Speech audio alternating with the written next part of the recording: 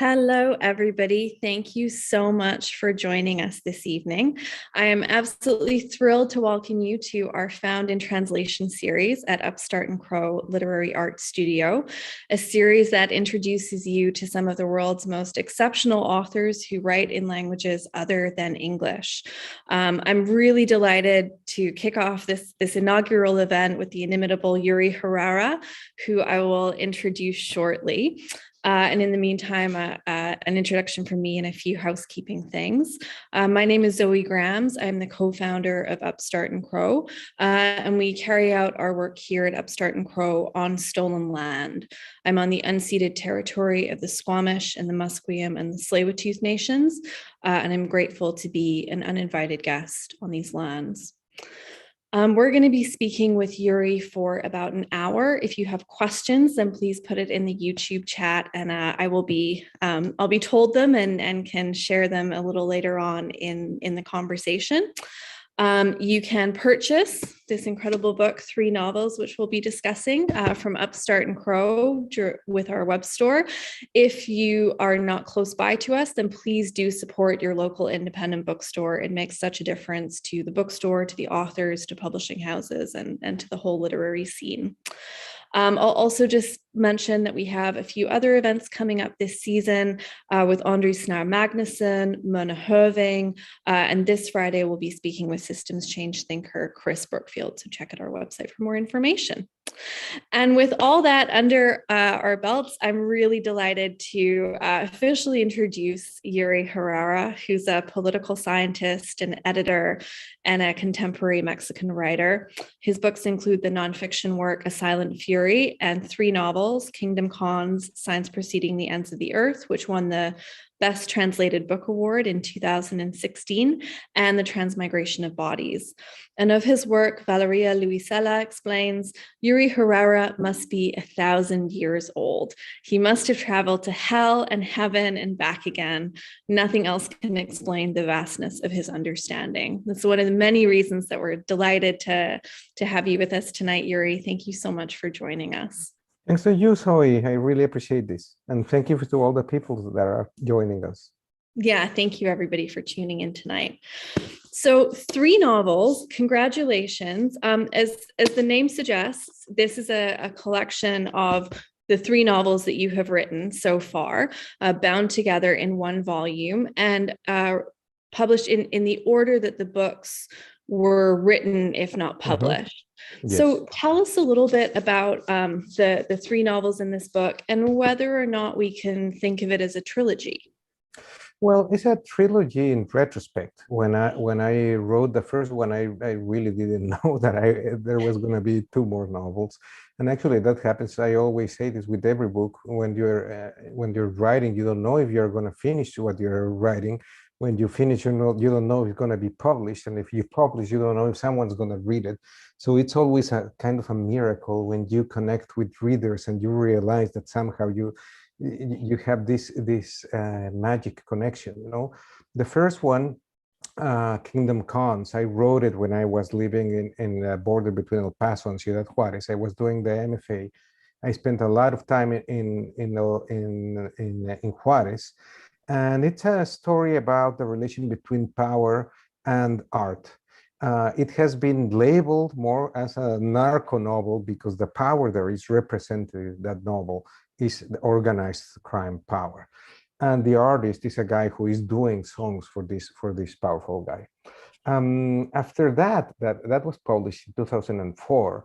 I went to Berkeley to do a PhD in Berkeley, so I didn't have a lot of time to write, but I kept thinking about the next novel, and I took advantage of my stay in Berkeley to do some research about the structure that I wanted to use for this novel, which is Signs Preceding the End of the World.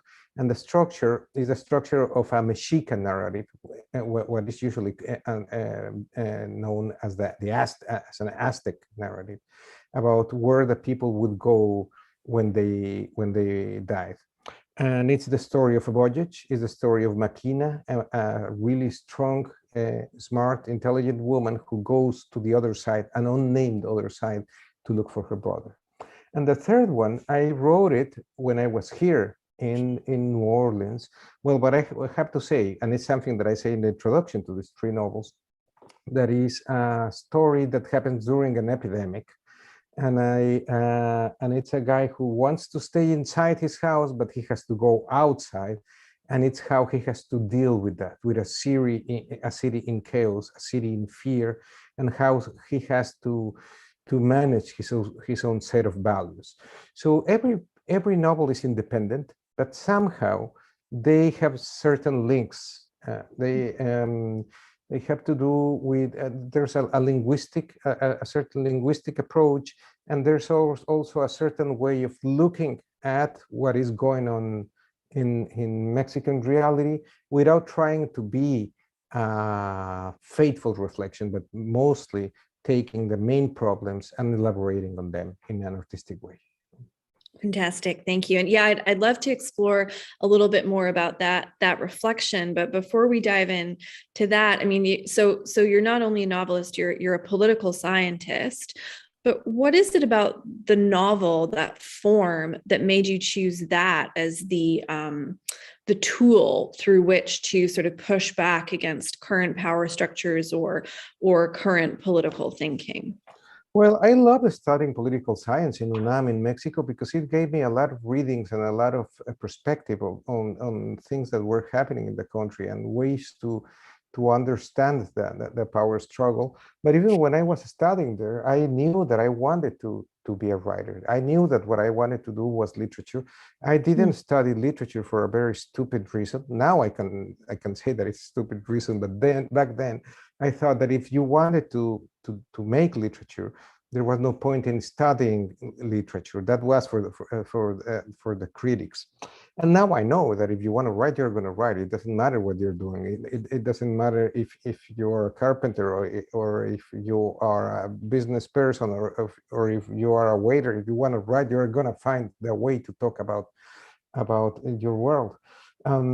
So even when I was studying political science, I wrote the half of what was going to be my first novel that it never came to be, luckily, because it was bad. But I appreciate a lot the unfinished novels or the novels that were finished but were bad or that are bad, because that's where you learn some things that you can do, some things that you have to improve, and to tune up your perspective on things, you know. So even though I have done some writing strictly in terms of political science, mostly since many years ago, I knew that what I wanted to do was to do literature. So, I mean, that's fascinating, and I think, I mean, one of the things that I enjoy about your novel so much is not just essentially the political content, but the lyricism and the musicality of your writing. And, you know, I love reading about your relationship with your translator, Lisa Dillman, who says Herrera's tone feels improvised, offhand, and utterly natural. And I'm really curious for you to take us kind of behind the scenes of actually crafting your novels, because it strikes me that the relationship between this very complex thinking about language and thinking about these political themes and combining the two, I mean, it's quite a feat. So tell us how you start to construct these beautiful novels. Well, with every book is a different challenge. I always think that, well, I have to say this. What takes me more time is thinking about the next book than actually writing. But that thinking, I actually consider it a very important part of the process of writing. It's already writing, and it's writing down ideas, and it's writing down words, and it's thinking, it's trying to make sense of all the different ideas and all the different images you are gathering around a specific topic. And making it feel natural takes a lot of work. Because what I do is this: I take a lot of notes and I organize them in different ways in which they can interact. And a way in which I think about it is now is as instruments. When you think about what musicians do, that they have to think the specific work that each instrument is going to do at the same time with 3 or 4 or 10 other or 10 other instruments in a coherent way. That's something that you have to do when you're writing, when you think about how a word sounds and what a word says explicitly and what a word says implicitly, and how they are all constructing something in the long term. And you can plan it, but for me, having all those notes and all those plans and so sort of a program is just a way to point me towards a certain direction. It's not a very specific agenda that I'm following step by step. I always think of it more like a guy standing on a corner saying you have to go in this direction, more than the Google map saying now you have to turn, take a right now, you have to take a left now, you whatever. So most of those notes disappear in the natural rhythm of the writing once you have interiorized all those things, all those instruments, and what you think it's going to be important in each one. I think every book has a core around which everything proliferates. In the first novel, the core of that was the relation between power and art. In the second one was the transformational nature of voyage. And in the third one, it was how you deal in a city full of distrust and fear. And everything has to somehow organically respond to that core. And I think in some cases, you also try to do that with specific chapters. So you see, what is the main thing that is going to happen in this chapter? And you pick a word, and that word somehow is going to organize the rest of them ideologically, aesthetically, and even rhythmically.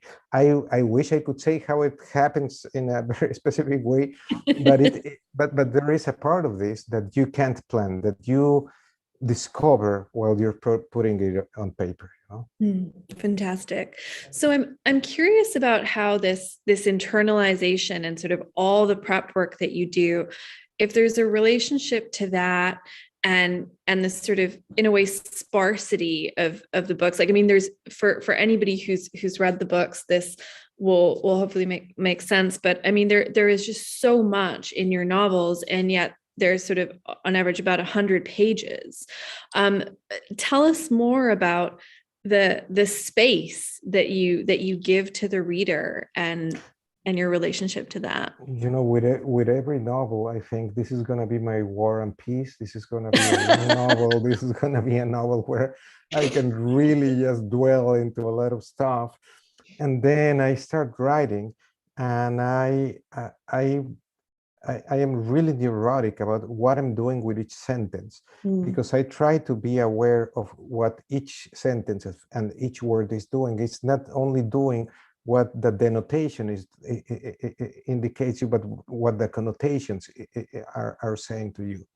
And I think with every decision you make of what is the next word, you're making a political decision, an aesthetic decision, even a musical decision, a semantic decision.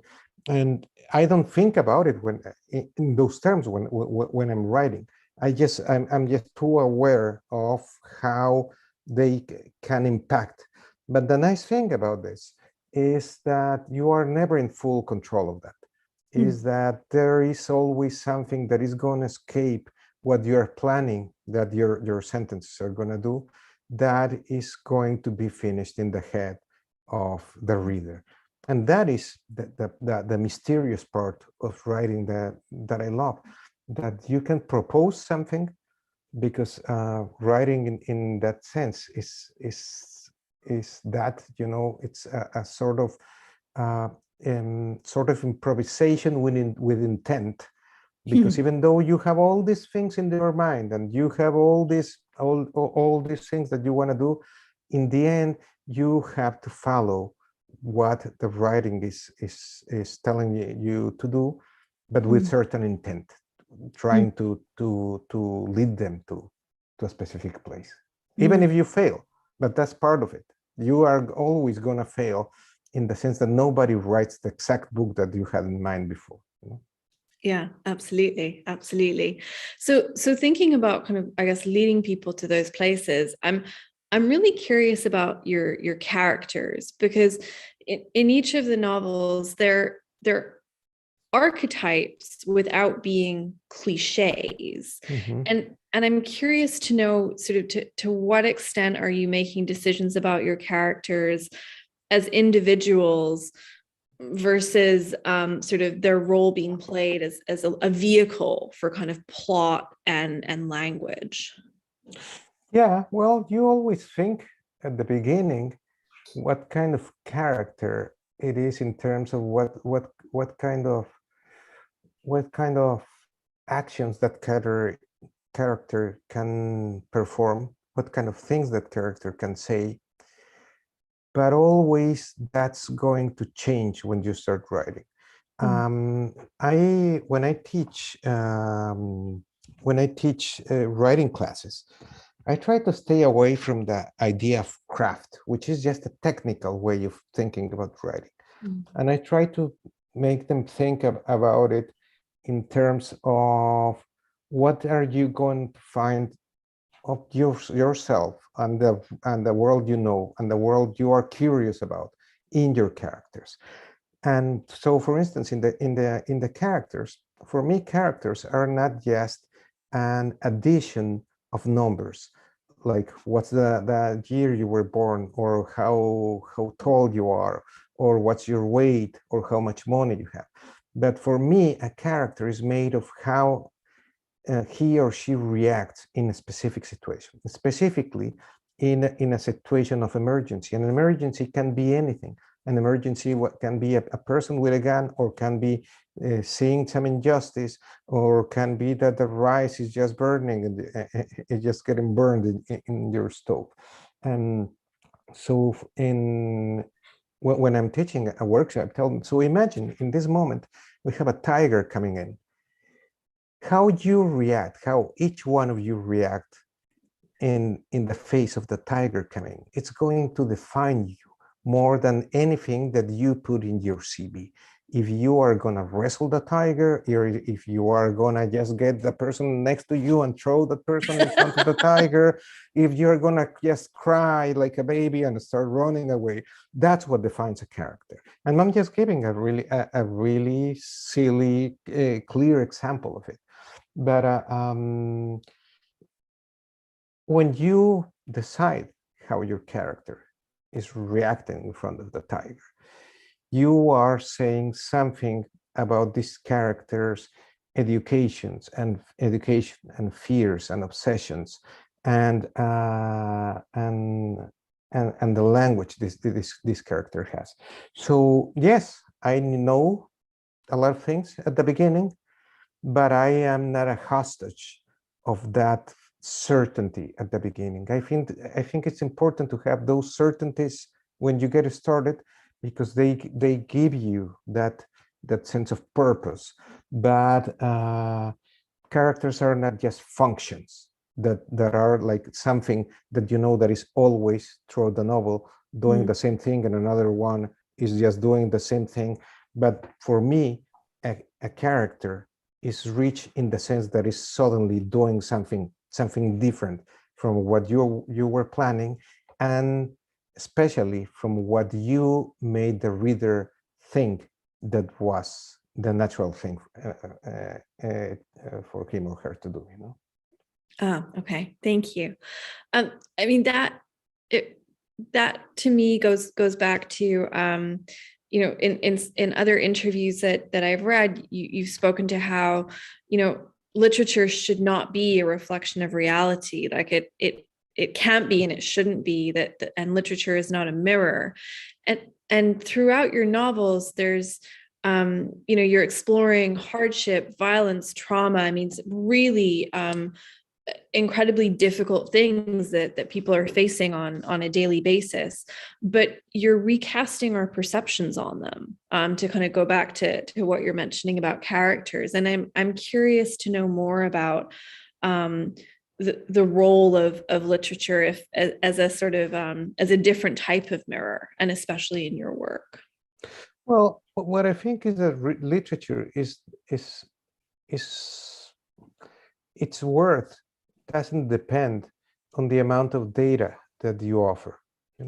You can use all the data you have. You should use all the data that you can gather, but its worth doesn't depend on that. I remember a while ago, I was talking with a friend, a Colombian friend, that ironically now he's a politician. That's really weird. But somehow it has to do with this, because he was saying that he loved Garcia Marquez, but he was saying that in this scene in 100 Years of Solitude, when they are talking about all the people that the banana company murdered, they are talking that they were maybe 5,000 or 10,000. I don't remember how many they say in the book.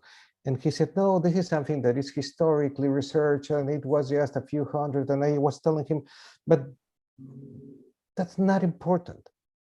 A literary truth is not a statistical truth. It's not about the numbers. It's not about the papers. It's about the emotions that come with those events that are not registered with numbers.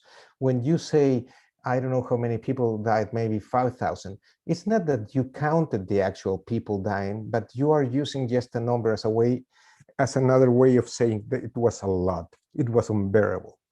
It was intolerable. It was terrible. And that's what I think has to be done whenever you are trying to approach reality, that you have the responsibility of conveying something that is there that cannot be said by journalism or by statisticians or by political scientists, but it's something that exceeds that.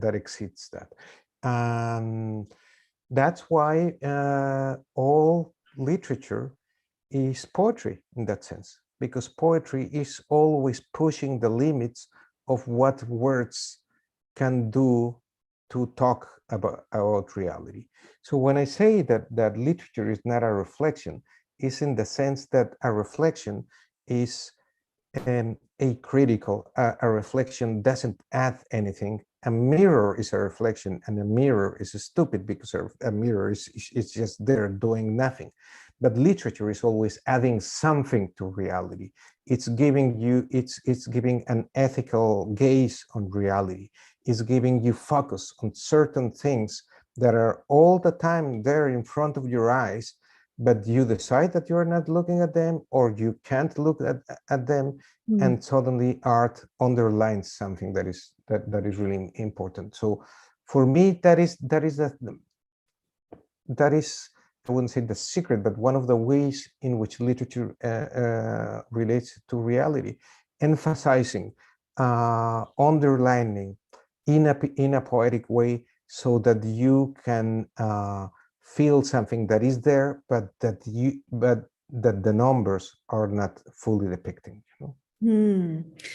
And so, I mean, Yuri, we're mainly talking about your three novels, but can you speak a little bit about how what you're describing and those principles, how that affected your writing of your nonfiction book, A Silent Fury, and because of course it strikes me that there's similarities, but of course a very different process, and I'd love for people to know more.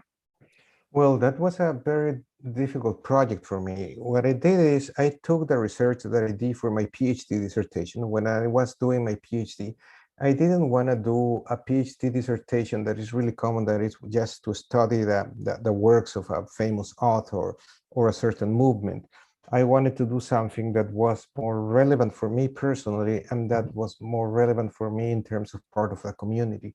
So what I did is I studied the judicial file that recounts how supposedly happened the death of dozens of miners in Pachuca, my hometown, in 1920, in March 10th, 1920. What happened in this day was that there was a fire in the mine, and the owners of the mine, who were Americans, they decided to close it off, still with a lot of miners inside, so that they would stop the fire. So basically, they murdered them, and they found ways to justify this. They found doctors that would say, yeah, this is legitimate to do because miners can't survive more than a few minutes with all the gases in there. 1 week later, when they opened the mine, they found 7 miners alive, which means that very likely a lot of miners were alive when they decided to do this, and in the next hours or maybe days. And what I did in the dissertation is that I analyzed this judicial file, which is a legal truth, as fiction. What I did is I'm going to analyze how this lie is created. What are the tools that they do? Because it's a narrative that it's all the time somehow inadvertently betraying itself, you know. And like, for instance, they never interviewed the owners of the mine, even though they interviewed all the widows of the people who died.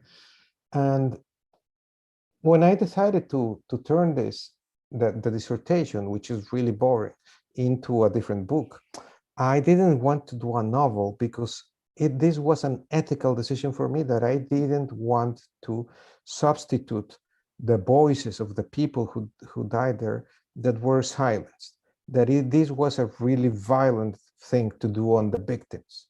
So I decided to use this silence, the silence of the victims, the silence of the families of the victims, as part of the book, saying the silence is part of this story, is in the same way that you are walking in the forest and there's suddenly a canyon or something. You can't just decide to walk over the canyon. The canyon is something that is important in what you're experiencing there.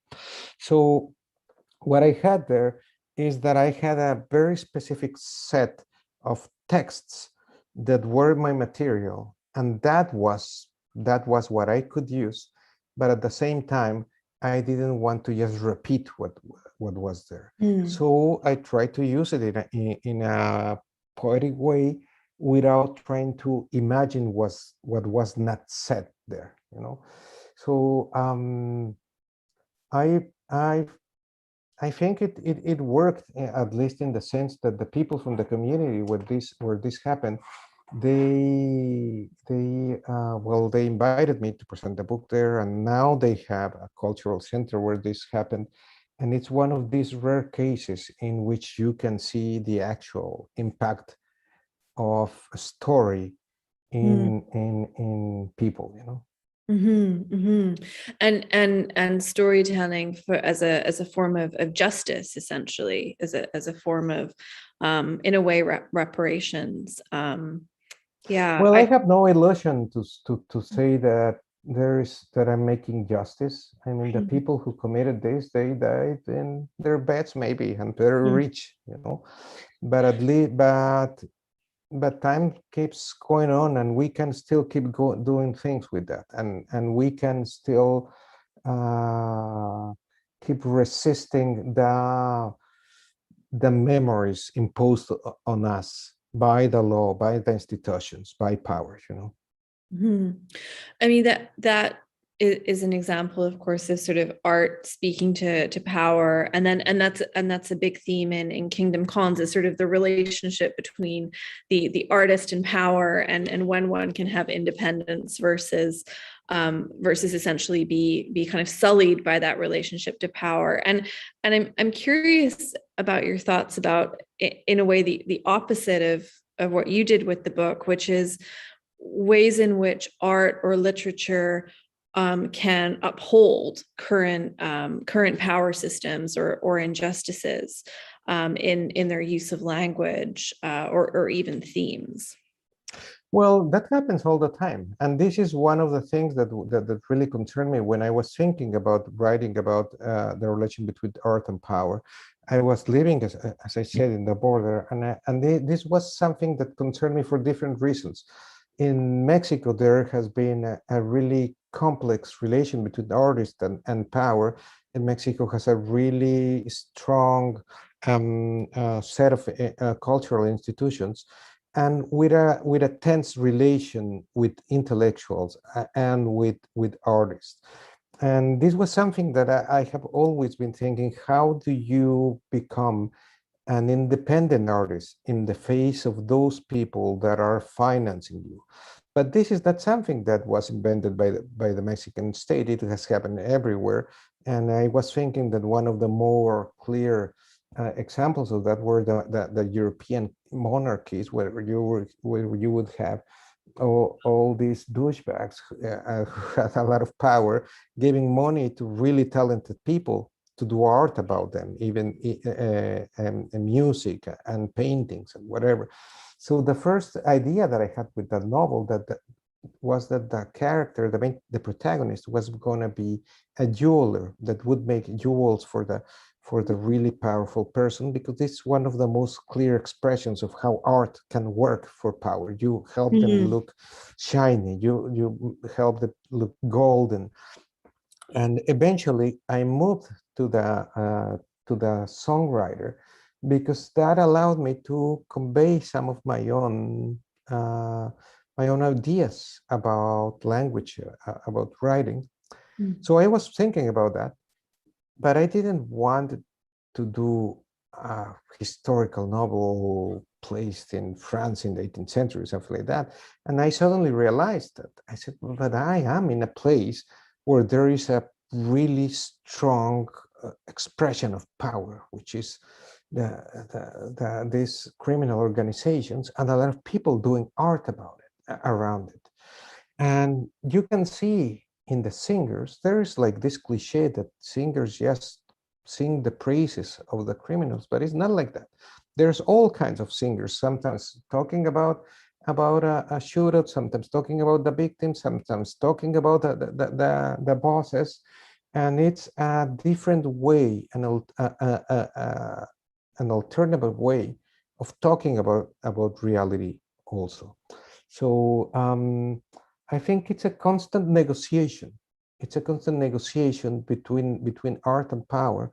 But also, I think that the upper hand that art has is that it's never exhausted at the end of the song or at the end of the book. That is just the first life of that artistic object.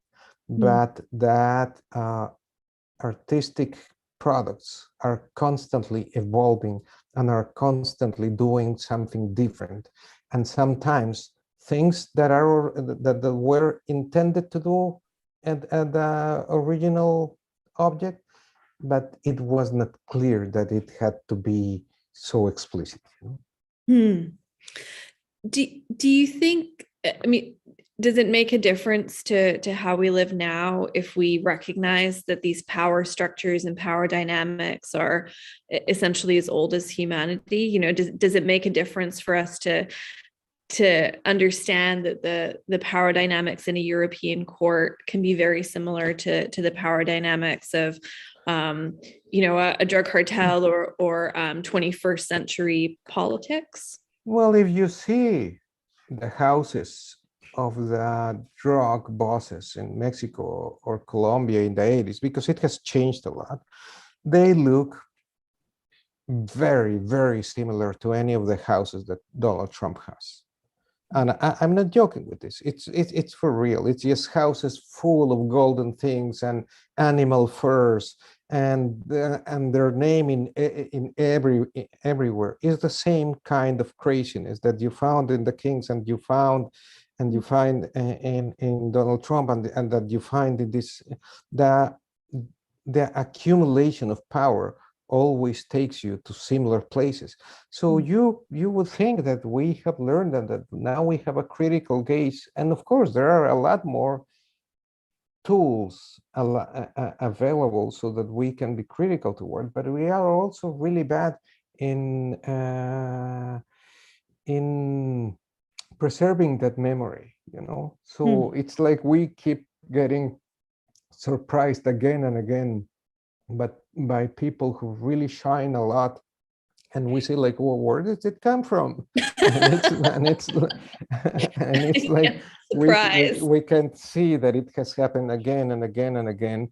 And I think it's one of the tasks of the artist to remind us that this is not the first time that it happens, but that this is a sort of a universal thing and that we have the right to look at it critically. Fantastic.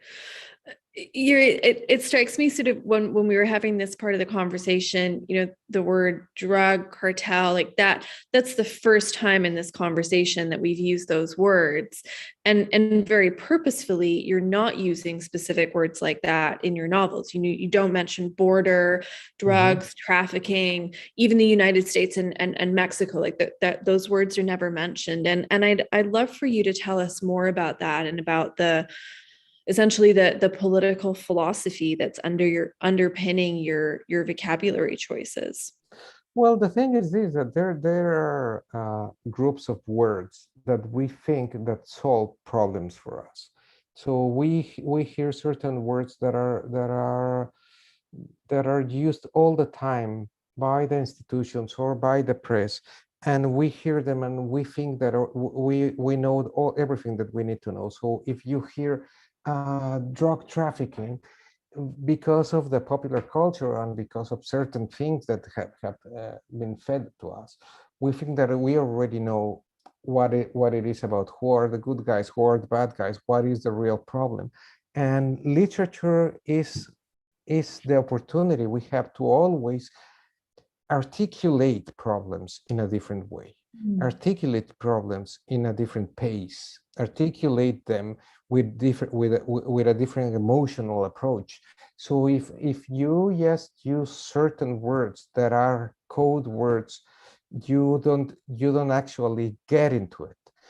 So what I decided to do specifically with Kingdom Cons is to never use the words that everybody would expect in this kind of narrative, not drug, not trafficking, not United States, not Mexico, not border, nothing like that. But the reader could then elaborate that in their own brain if they wanted. But it was just one of several possibilities. In Signs Preceding the End of the World, I never used the word migration or immigration or undocumented or less of all illegal, nothing like that, because then you think that that you understand what it is. And the idea is that you understand the weight, the gravity of this kind of voyage, of this kind of experience in all its mythical importance, and not to just think that you understand because you read a piece in the New York Times or you have a tweet that explains you how migration can be understood, so yeah, it's, for me, that's one of the big possibilities of literature, to constantly be pressing the language with which we walk normally through the world. What a beautiful way to phrase it. And I'm glad you mentioned mythology, because I'd love for us to chat about that a little bit too. So we've spoken about sort of Kingdom Con. It's set in the European court, Signs Preceding the Ends of the Earth. I mean, it's kind of Dante-esque. It feels kind of it is very mythical. I mean, and it's based on, I believe, Mexica, indigenous. Mexica, see, yeah. Thank you for correcting me.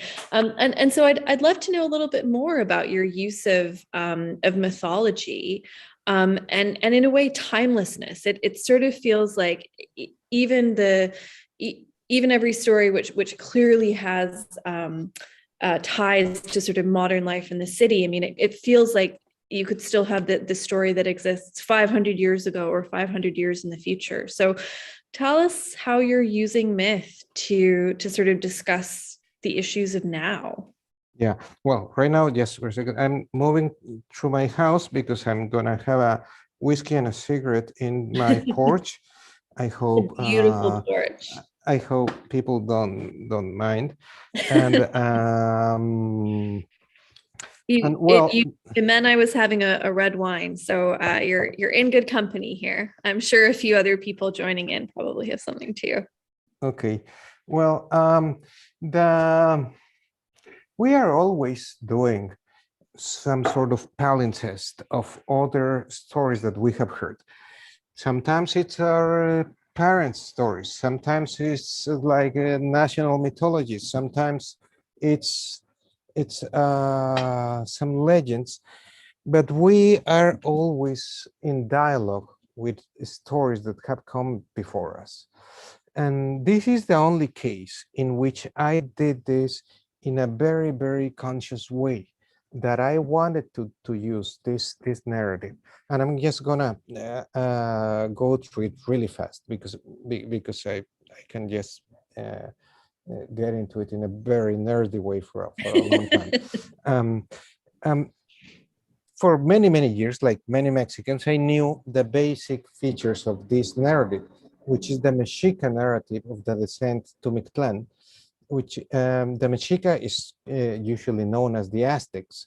They had at least, because nobody really knows for sure, because it's a culture that was destroyed, 3 places where supposedly you would go after you died. There was the Ilhuicactonatiuh, where you would go if you were a warrior or you died in labor, because women who died in labor were considered warriors, that they died in the middle of a battle. And the Tlalocan, where you would go if you died death by water. And then the most common death, yes, by old age or accident or regular disease, would take you to the Mictlan, which is the land of the dead. To get there, you would have to go through 9 underworlds. And we more or less know the names of those underworlds. There's not one single, say, official version of these underworlds. So this is what I was doing in Berkeley, that I tried to find out all the different versions that I could find about it. And once you get to the land of the dead, you become part of a cycle of recreation. This is not reincarnation. This is not karma. This is not this is anything like that. It's just you're part of this thing without smell, without light, and you become part of the eternal cycle of recreation. So I have thought about this for years, that this sounded like a great structure for a novel, because the names of these underworlds were already suggesting certain challenges, certain things happening. And what I did is I just took this thing that came from a different world and I put it in my world, and I said, like, let's see what it can do. It's like, I don't know, you find a weird clock from the 13th century and say, let's see what it can do. And I don't know, not a clock, a machine. Let's see what it can do in this new environment. It was not my purpose to try to recreate exactly what it was doing, but just use it as it is in this other environment. And that's something that was really fun for me too. Do you think that in our modern day, are we anti-myth or sort of immune to myth? Like, do you think that we've lost an ability to, I guess, connect to in a way that kind of excess or that hyperbole that yeah, I'd love to hear your thoughts on that. No, not at all. I think I would say the contrary. What we see in all this proliferation of movies about superheroes, or in the way certain kind of heroicity can be seen in video games, or in all this golden age of TV, is that we are in need of certain figures that somehow give us patterns, gives us models, you know. So maybe we have forgotten the classic myths. Maybe they are not taught in schools, or they are taught and not learned. I don't know. But I think we are all the time coming back to them again and again, even if we are not aware of them. Do you think we're also creating new myths? Do we need to? Yeah, but I think myths are created in such a long span of time that sometimes it's very difficult for us to see them, and how some of them are recreations of old myths, you know. We can think of certain figures that in our times are mythical, like if we think of someone like Nelson Mandela or something, but we are also attributing to them certain characteristics that came before them, you know. It strikes me that I mean, with Signs Preceding the End of the Earth, that the what's happening is very well. I mean, she's going through a kind of these different realms in a way, and it is very mythological. But it strikes me that in some of your other work, you're sort of combining the ideas and sort of even the writing of myth, but with very realist things that are happening, and not everyday things that are happening, but certainly things that are common to a lot of people's lives, or which are very much of the 21st century. And tell us about kind of that juxtaposition in your writing. Well, you know, I think this happens to every person who writes. When deciding what you're gonna write about, you have to decide what is interesting, what is relevant. Sometimes you find people who say, you should write a book about my life. And every life deserves to be told about, you know.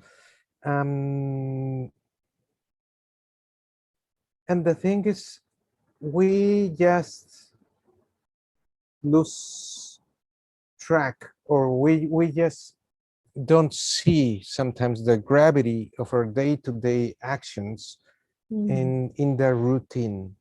But I think if myths are based on a sort of universal drama, we are all the time living it. We are just too close to it to realize it.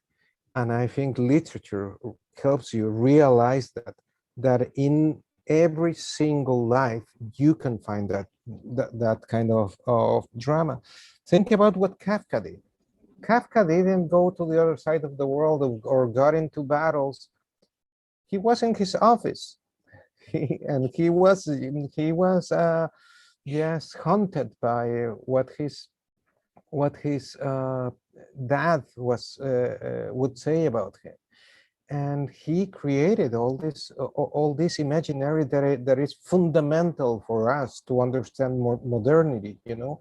And he did it from his tiny space, from his supposedly limited life, you know. So it's just about paying attention. I remember a while ago, I was in a reading here in Houma, which is one of the towns that were destroyed by the latest hurricane. New Orleans was in good shape, but this is one of the towns that were not in good shape. But anyway, I was there years ago. And a writer, a very interesting writer, I'm not going to remember his name right now, who writes detective novels. He was saying that for him, the most important thing was to get all the details right, that he would scout a place and with a notebook and take notes of everything, of the smells, of the textures, of the colors, of the sounds, how people speak, how people fight. And I think that's super important. But for me, and this is what I said, it's more than having the details right. It's important to have the nightmares right, because the details are just an addition of facts that you have there. But you have to think what all those facts are doing beyond that addition. how every person reacts to them, how you fear them, how you transform them into purpose or fear or hope. You know? So in that sense, you can find in any situation a mythical story. Beautiful. Thank you.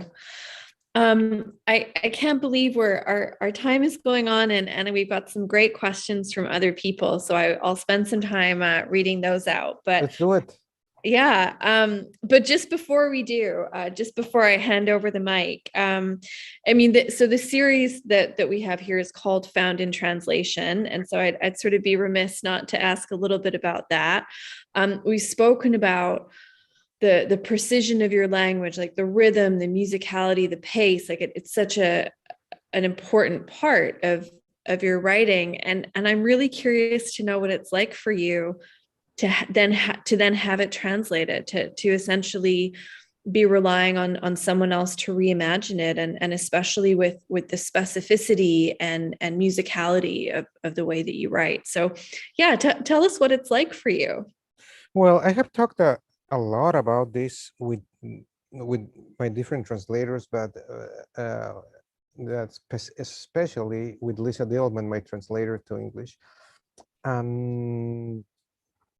I never put pressure into the translators. I'm not a micromanager, and I just assume that the translators are recreating what I did.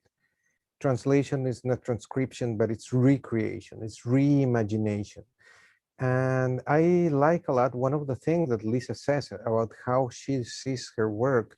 She says that for her, translation is a little bit like what the actors do with a text, because they receive a text and they have to turn it into something really concrete with their bodies. You know, they have to give certain volume, and they have to give a certain way of moving into space. And translation is something that is done also with the bodies of the translators. And when we say the bodies of the translators, we say their experience, their way of living with their language. And I always assume that they know much better than I could ever do the language in which it's being translated. I had a lot of dialogue with Lisa when she was translating, not because English is the only other language in which I am mildly proficient, but because she was interested in my input. And it was a really rich experience to discuss specific words, or discuss the function that a certain comma is doing, or why certain paragraphs were short or long. And for me, it's really enjoyable to think that this specific loss that is translation, because it's a specific loss, because there is something that is not translatable. There's many things, but one of them is the musicality of the language, you know, because sound conveys meaning, sound produces emotion, and that is absolutely lost in a different language. But you have to think that it's a gain, that it's something that you are gaining a whole different set of meanings, a whole different set of emotions in a different language. So the nuances are different, the inflections are different, and I'm just amazed about that. When I have been in other countries in readings, and there are languages that I don't speak, I'm just amazed to hear my story being read out loud in a different language. It's you are communicating with someone even though you don't know what you're saying. You know? It sounds like you have a very kind of optimistic and liberated perspective on translation. I like the idea that you're not micromanaging, because there's so many variables in that rediscovery and reimagining. And I should say that, I mean, reading Lisa Dillman speak about the translation process is also fascinating to hear it from her perspective, and how she problem solves. I mean, this incredibly erudite and fascinating mind trying to find different kind of solve different language puzzles on kind of a sentence by sentence basis. Yeah, I think she has really clear that she has to come up with solutions, that the solution is not in a dictionary, that you have to understand not only what the dictionary is saying, but the intention of how this word or this combination of words are being used. And so I have a great deal of respect. And one of the many reasons why I love And Other Stories, my British publisher, is that they have a lot of respect for translators.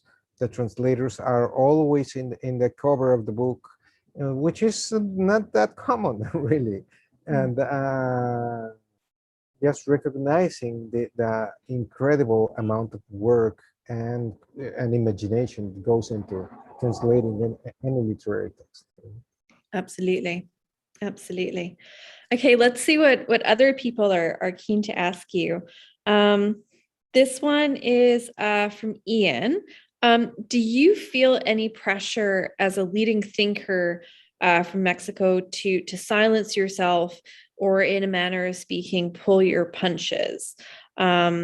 As a lover of translated work, I understand that the process can be both fraught and revelatory.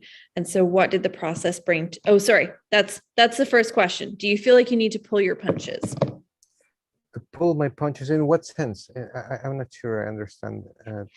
It's a good question. I mean, I think, I wonder if the question is partly asking whether you're thinking about you're thinking about different audiences when you're writing the books, and if in some ways you feel a certain pressure, I suppose, in that regard. I mean, that's what I'm intuiting from the question. Well, first I would say it's I think it's the first time in my life I have been called a leading thinker.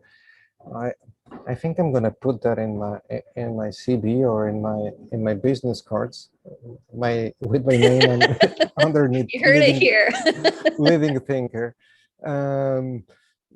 But what I would say is this: literary texts have an impact in reality, but in general, it takes a long time. It's not the kind of writing that really changes things immediately. So I resist the temptation, and I think this is what the question, where it's going, the temptation of just talking about current politicians or one specific issue as if it was just the issue of the moment, and try to understand it as a part of a current of events that started before and goes beyond this specific moment. And the poetic approach to that, I think it's very important, because when you are questioning the ways in which these problems are posed in the public sphere, you are enriching it, and you are not submitting to just the mainstream dialogue. I think that's where the question was going. As a follow-up, I'm curious. I mean,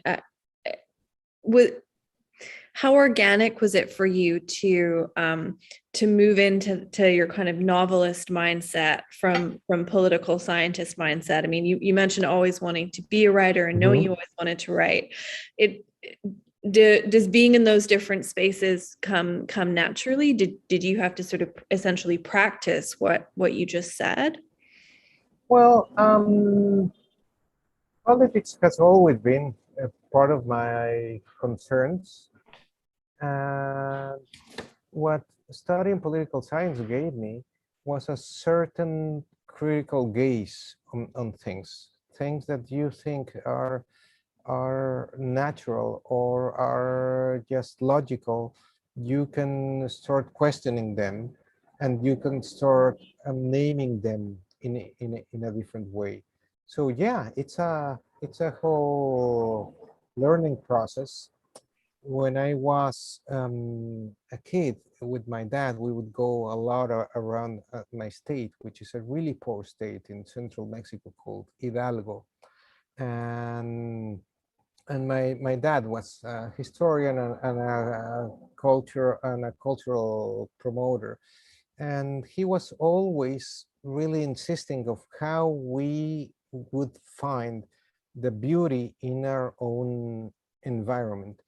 And that is not just about being proud of your place, but it's also a political position about how beauty is not a set of rules that come from the outside, but that you build them in relation to your own life, you know.